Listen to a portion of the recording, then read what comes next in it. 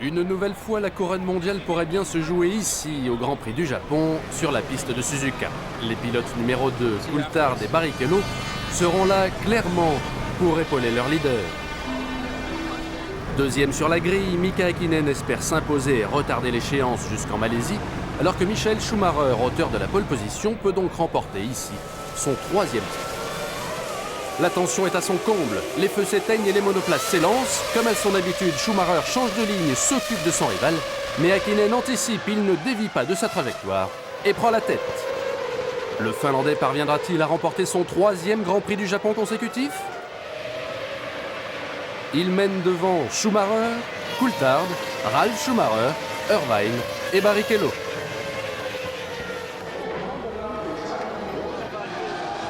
De son côté, Schumacher peut-il battre le Finlandais et offrir ainsi le titre à Ferrari après 21 ans d'attente? Les misères de Jean Alesi continuent. Le Français part en tête à queue suite à l'explosion de son moteur Peugeot. Mika Häkkinen est le premier du duo de tête à ravitailler. Il va perdre la première place, mais il devrait la reprendre quand Schumacher s'arrêtera à son tour. L'Allemand, justement, ne va pas tarder à ravitailler. Voici la Ferrari. Tous les regards se tournent vers les stands.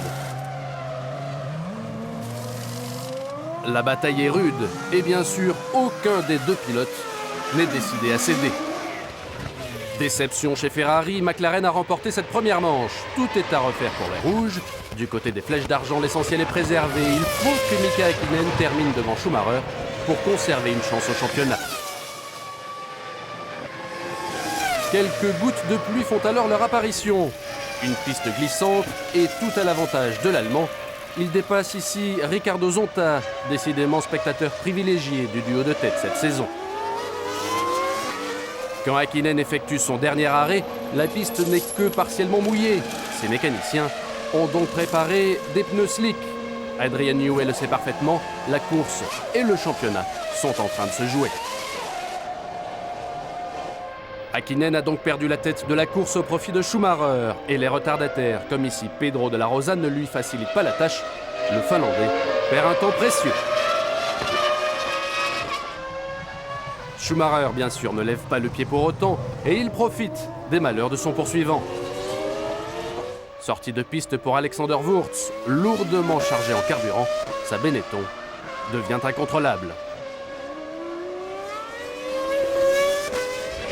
Schumacher l'évite de justesse et il s'engage dans l'allée des stands pour son dernier arrêt. Une nouvelle fois, l'Allemand remet son sort entre les mains de ses mécaniciens.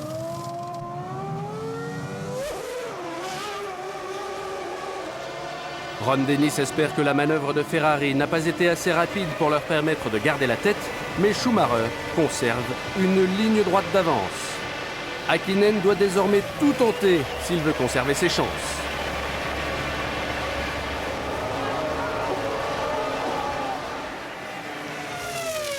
Le Finlandais volant y croit encore, mais malgré tous ses efforts, il ne parviendra pas à se rapprocher assez de la Ferrari.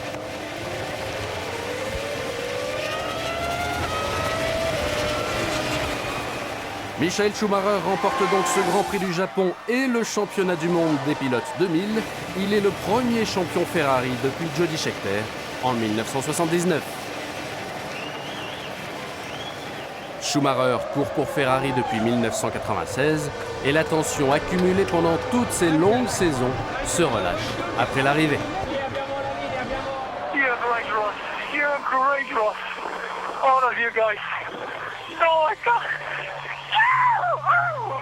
We did it! We did it! Oh, thanks! Oh, give Corina a big kiss for me.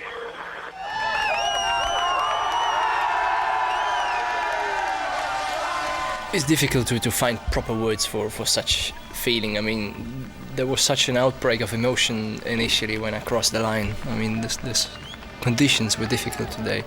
The rain, no rain, a little bit more. The upgoing, the downgoing through the season, and then finally achieve it with a victory. the way we did it in, I mean, a fight until the last corner, thanks to Mika. Could have done it a bit easier for me. It's simply outstanding and no words for it to explain it any better. Et Corina, Madame Schumacher, est la première à partager ce moment historique. La course au titre n'est donc pas allée jusqu'au dernier Grand Prix de la saison. Cela n'enlève rien au moment intense que Schumacher, Häkkinen et Coulthard nous ont offert. Jean Todt, Ross Brown, Luca Di Montezemolo, Rubens Barrichello sont noyés sous le champagne. Chacun à sa façon, ils ont tous contribué d'une manière décisive à ce succès tant attendu de Ferrari. Qui plus est, avec une dernière manche à disputer, la Scuderia pourrait également remporter le championnat constructeur lors du Grand Prix de Malaisie.